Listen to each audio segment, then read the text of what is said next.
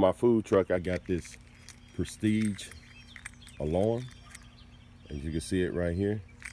But what happened, either the battery went out or it got wet. It was raining that day and it stopped working.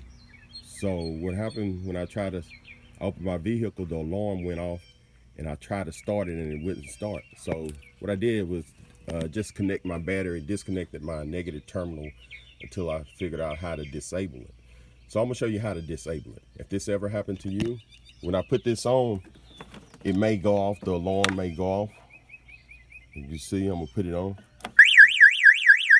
off, so the only thing you have to do is go to your vehicle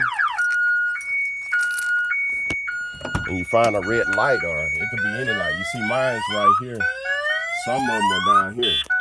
And what you wanna do is put your key in the ignition.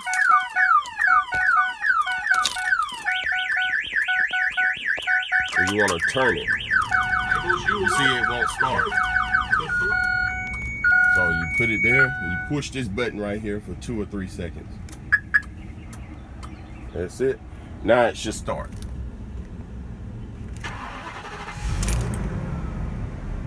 That's all to it. So if this ever happened to you, that's all you have to do. All right, thank you. Have a great day.